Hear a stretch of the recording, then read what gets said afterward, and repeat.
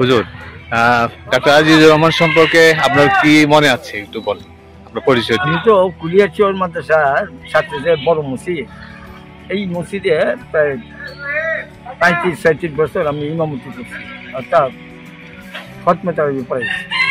এই সুবাদে ডাক্তার মরহুম আজিজুর রহমান সাহেবের সাথে আমার সম্পর্ক। উনি আমার খুব স্নেহ করতো, ওনার ছেলেদের মতোই আমাদেরকে মনে করতো।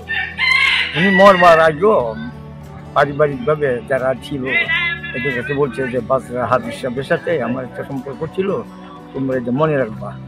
এই সুবাদে তারা আমাকে ভালোবাসে, মহব্বত করে, আমিও ওনাদেরকে মহব্বত করি।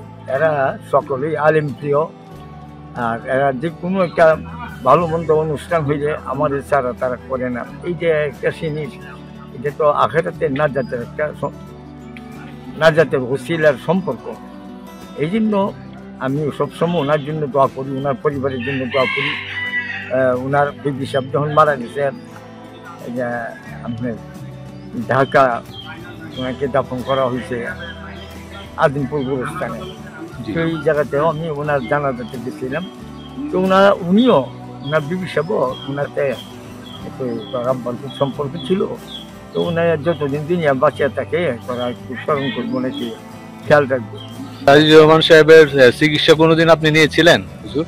যে ডাক্তার আজিজুর রহমান সাহেবের চিকিৎসা কোনোদিন নিয়েছিলেন আপনি? হ্যাঁ, আমি অনেক অনেক চিকিৎসা নিচ্ছি। উনি আমাকে বেশিরভাগ ভিটামিন ওষুধ দিতেন আমাকে, আমি চিকিৎসা নিছি।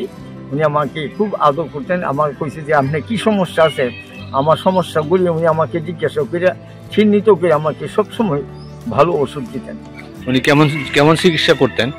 মানে শারীরিকভাবে বা এই যে কোনো শরীরের অঙ্গের মধ্যে কোনো সমস্যা দেখা দিলে ওই সমস্তগুলি উনি এমনি চিকিৎসক হিসাবে খুব সুনাম অর্জন করতেন।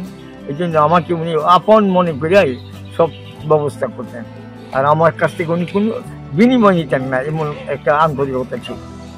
ধন্যবাদ হুজুর, ধন্যবাদ। আসসালামু আলাইকুম।